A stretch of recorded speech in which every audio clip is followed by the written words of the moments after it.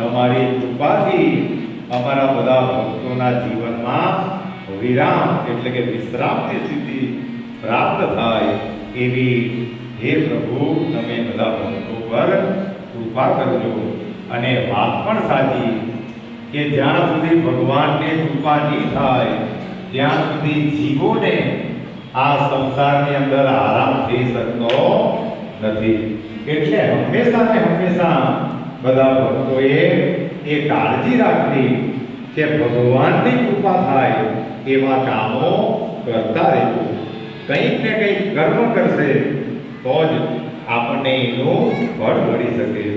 એટલે ડગલે ને પગલે આ સમયનો મળેલા સમયનો ઉપયોગ કરીને આપણે આ જીવનને સાર્થક કરવાના પ્રયાસો કરીએ.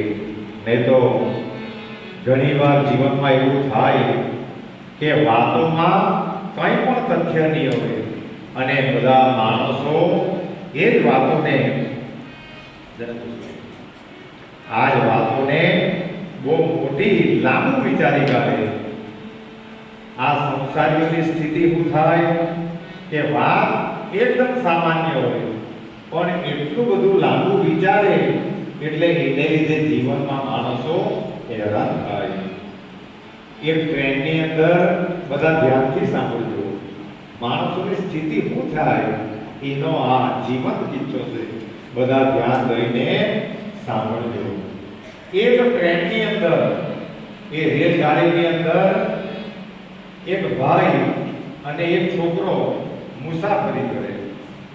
બંને ડબ્બામાં સાથે બેસેલા હતા પણ ત્યારે તો ઘડિયાળ પણ કોઈ પર નહીં હતા. એટલે કોઈ પર ઘડિયાળ હોય તો સ્વાભાવિક રીતે પૂછવામાં આવે કે સમય કેટલો થયો. એટલે એ છોકરાએ એ વડીલને પૂછ્યું કે સમય કેટલો થયો વડીલ. એટલે એ વડીલે જવાબ નહીં આપ્યો. જો બધા પોતાના મનને શાંત રાખીને આ દ્રષ્ટાંતો સાંભળજો. એ વડીલને પૂછવામાં આવ્યું કે સમય કેટલો થયો. એટલે વડીલ કંઈ નહીં બોલ્યો અને કદાચ નહીં સાંભળ્યું હશે એમ કરીને છોકરાએ પાછું પૂછ્યું કે વડીલ સમય કેટલો થયો. એટલે પાછો એ વડીલે જવાબ નહીં આવ્યો. અને એ દ્રશ્ય એ ટ્રેનમાં સાફ કરવાવાળો સાફ સફાઈ વાળો એ જોયા કરતો હતો. તો એમણે વિચાર્યું કે એક વાર પૂછ્યું તો જવાબ નહીં આવ્યો, બે વાર પૂછ્યું તો જવાબ નહીં આવ્યો, કેમ નહીં આવ્યો હશે. એટલે એમણે એ વડીલને પ્રશ્ન કર્યો કે વડીલ તમે કેમ જવાબ નહીં આપ્યો. તમારે તો ખાલી ટાઈમ કહેવાનું તો એટલું જ પણ જવાબ કેમ નહીં આપ્યો. એટલે એ વડીલે એમ કહ્યું કે મેં જો આને કહેતે કે ભાઈ આટલા વાગ્યા સમય જો મેં એને કહેતો તો એ મારો સમય બગાડશે. બધા ધ્યાનથી સાંભળજો. એ મારો સમય બગાડશે. એટલે મેં જો એને કહેવા જામ કે આટલા વાગ્યા એટલે એ વળતો પ્રશ્ન પૂછતે કે ભાઈ તમે કાના. એટલે મારા કહેવા માટે કે મેં દિલ્હીનો. અને પછી કદાચ એ પાછું કે દિલ્હીમાં કઈ જગ્યાએ રહે. એટલે મેં ફલાણા વિસ્તારમાં એ મારે જવાબ આપવાનો. અને એમ કરતા કરતા એ મારી સાથે ઓળખાણ કરી લે. અને એ ઓળખાણ કરી લે પછી એ મારા ઘરે આવવાની ટ્રાય કરે. અને એ જો મારા ઘરે આવે તો એના ઉંમરની મારી છોકરી, આના ઉંમરની મારી છોકરી. એટલે કદાચ એ છોકરી સાથે કદાચ એ કંઈક આક્ષેપ કરવાનો પ્રયાસ કરે. આ ખાલી વાત છોકરાએ સાંભળી. એટલે છોકરાએ એમ કહ્યું કે વડીલ મેં તો ખાલી તને ટાઈમ પૂછેલો હતો પણ તેમાં તમે કેટલું લાંબુ વિચાર્યું. આટલું બધું લાંબુ વિચારવાની જરૂર, જવાબોને ટૂંકા રાખવાના. એટલે આણે ખાલી એક ટાઈમ પૂછ્યો તેમાં એને આટલું બધું લાંબુ લચક વિચારી લીધું. એટલે આપણા સંસારમાં પણ આવું થાય કે પ્રશ્ન તો કંઈ પણ નહીં હોય પણ માણસો આટલું બધું લાંબુ વિચારી લે એટલે આધે કરીને બધા દુઃખી. બાકી પ્રશ્ન તો કંઈ નહીં હતો. ટાઈમ જ જવાતો કે ભાઈ 11:20 વાત પતી ગયા.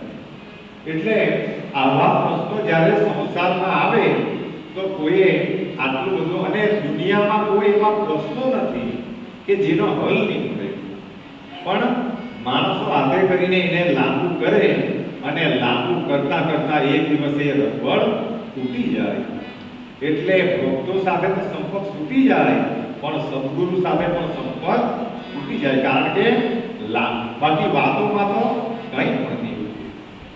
એટલા માટે સાંઈ બાબાના શબ્દો યાદ આવે કે શ્રદ્ધા અને સબૂરી. બધા જીવોની અંદર ભગવાન છે.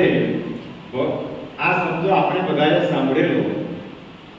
અને ભગવાનની મરજી વગર પાંદડું પણ હાલી નહીં શકતું હોય તો મેને તમે ખોટી ચિંતા કર્યા. એટલે કોઈ પણ દિવસ જે સમર્થ છે તેના ચરણમાં આપણે છે, અને જે ચાહે તો ગમે એવો વરસાદ વરસાવી શકે, એ ચાહે તો રોકી પણ શકે, એની ભક્તિ આપણે બધા કરતા છે. તો આપણે તો તમ માત્ર પણ ચિંતા કરવાની જરૂર નથી. પણ હમણાં કિસ્સો થયો તેમ આપણે બધા બહુ લાંબુ વિચારવાવાળા. આપણને હમણાં 12 વાગ્યા પછી શું થવાનું છે, એક પલમાં શું થવાનું છે, એની પણ જાણ નથી, અને વિચારીએ 50 વર્ષ પછી. એટલે હંમેશા ને હંમેશા કોઈ પણ દિવસ વર્તમાન સ્થિતિ જે ખરી એમાં હંમેશા માણસોએ આનંદમાં રહેવું. મેં તો અતીત એટલે કે